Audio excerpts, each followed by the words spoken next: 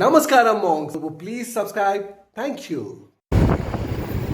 పచ్చడి పెట్టడం ఇప్పుడు రేర్ స్కిల్ అయిపోయింది. అందరూ పెట్టట్లేదు. చాలామంది పచ్చడి తినడం ఇష్టం, కానీ పచ్చడి పెట్టడం కష్టమైపోయింది. ఇలాంటి టైంలో మీరు కూడా మీ అమ్మల దగ్గర నుంచి, అమ్మమ్మల దగ్గర నుంచి, నాన్నమ్మల దగ్గర నుంచి పచ్చడి చేయడం నేర్చుకోండి. పచ్చడి పెట్టండి. మన పిల్లలు కూడా ఆ పచ్చడి ఎలా పెట్టాలో వాళ్ళని కూడా ఇన్వాల్వ్ చేసి ఈ ట్రెడిషన్ని కంటిన్యూ చేస్తాం. ఎవ్రీ ఫ్యామిలీలో పచ్చడి టేస్ట్ డిఫరెంట్ ఉంటుంది.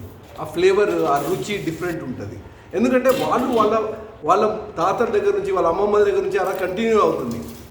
అది ఎవల్యూషన్ అవుతుంది. సో పచ్చడి అనేది యూనిక్ ఉంటుంది. ఒక్కొక్కటి చేస్తే ఒక్కో టేస్ట్ వస్తుంది. అండ్ అన్ని పచ్చళ్ళు బాగుంటాయి. సో మీరు కూడా మీ ఫ్యామిలీ ట్రెడిషన్ని కంటిన్యూ చేస్తూ మీ ఫ్యామిలీలో ఎలా పచ్చడి పెడతారో అలా నేర్చుకొని మీ పిల్లలు కూడా నేర్పిస్తూ ఈ ట్రెడిషన్ని కంటిన్యూ చేస్తారని నేను అనుకుంటున్నాను.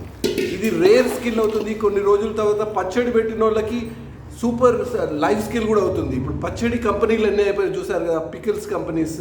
ఎందుకంటే పచ్చడి పెట్టడం అవ్వట్లేదు, అది కొంచెం ప్రాసెస్ ఉంటుంది, అంత టైం ఎవరి దగ్గర లేదు. అందుకే మీరు కూడా పచ్చడి పెట్టడం నేర్చుకుంటే లైఫ్లో ఒక లైఫ్ స్కిల్ నేర్చుకున్నట్టు ఉంటుంది. రేపు పొద్దున ఒక కంపెనీ కూడా పెట్టేయచ్చు. ఏమంటారు? మన ఫ్యామిలీ ట్రెడిషన్ని మాంగ్స్ లాగా కంటిన్యూ చేస్తారని నేను ఆశిస్తున్నాను. సో మీ పచ్చడి స్టోరీని, మీ పచ్చడి థింగ్స్ని కమెంట్ చేయండి, మిత్రులందరితో షేర్ చేయండి. పచ్చడిని కాపాడుకుందాం, పచ్చడి పెట్టే పద్ధతిని కాపాడుకుందాం.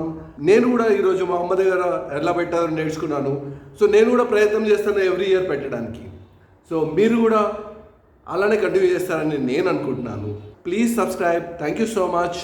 చియర్స్.